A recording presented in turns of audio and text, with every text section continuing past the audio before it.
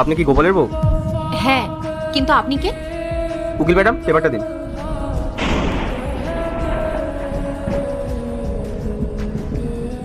Paper? Sir, আপনি কি আমাদের দোকানটা তুলে দেবেন? স্যার, দয়া করে এরকম করবেন না। আপনি আগে এই পেপারটা সাইন করে দিন, এটা আপনার বাড়ির পেপার। বাড়ির পেপার?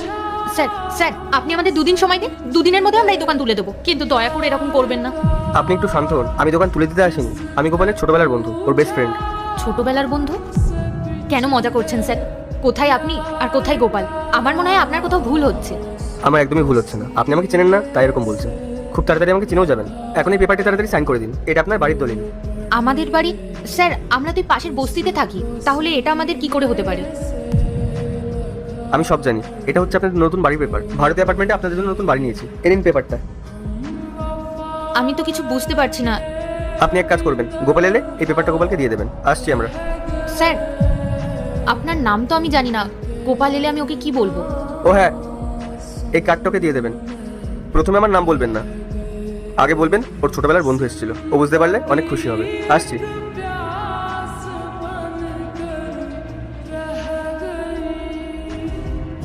ও স্যার, আমার একটা কথা জানতে খুব ইচ্ছে করছিল।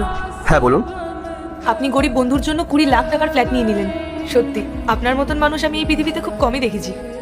আজকালকার দিনের মানুষেরা কাউকে 20 টাকার জন্য সাহায্য করে না, আর আপনি আপনার বন্ধুকে 20 লাখ টাকার ফ্ল্যাট কিনে দিলেন। এর পেছনে কারণটা কি? ও আমার কাছে সাধারণ মানুষ না, ও আমার কাছে ভগবানের সমান। যখন কেউ আমার পাশে ছিল না, সবাই আমার এগেনস্টে ছিল, তখন ও আমার পাশে ছিল। সেজন্য ওর ফ্যামিলির কাছে ওকে অনেক কথা শুনতে হয়েছে। আজকে যে দেখছেন আমার গাড়ি বাড়ি এই কোম্পানি, এই সব কিছু ওর জন্যই হয়েছে।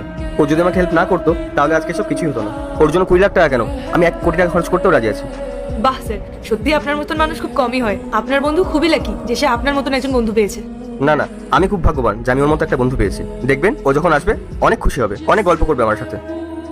স্যার, আরেকটা কথা ছিল। ধরুন আপনার বন্ধু তো ফ্ল্যাটটা পেয়ে গেছে, এবার যদি ও না আসে, মানে ও যদি আপনার সাথে আর কোনো সম্পর্কই না রাখে? না না, আমার পুরো বিশ্বাস আছে ও আমার কাছে আসবেই। ঠিক আছে, এবার চলুন যাওয়া যাক। চলুন। পূজা, কিছু বিক্রি হলো নাকি? ও, তুমি চলে এসেছো? এই দেখো, একটা স্যার এসেছিলেন জানো, সাথে আবার একজন উকিল ছিল। প্রথমে তো আমি ভেবেছিলাম আমাদের দোকানটা হয়তো তুলে দেবে, তারপর বললো এই কাগজটা তোমাকে দিতে। এটা নাকি আমাদের বাড়ির কাগজ, এই নাও। ও জানো তো, এরপর কি হয় সেটা দেখার আগে মায়ের কাছে 10 টাকা চাইলে 20 টাকা দেয়, 1 রুটি চাইলে 2 রুটি দেয়। সেই মাকে যদি ভালো লাগে থাকো তাহলে ভিডিওটি লাইক করে চ্যানেলটি সাবস্ক্রাইব করো আর কমেন্টে আই লাভ ইউ মা লিখো। সময় নাওনি? পড়াশোনা জানলে কি আর এরকম দোকান চালাতাম? তাহলে তো কোনো ভালো কাজ করতাম বলো। ও, এই কার্ডটা দিয়ে গেছে তোমাকে, এই নাও। পার্ট 2 দেখতে সাবস্ক্রাইব করো ভেলকু 78M।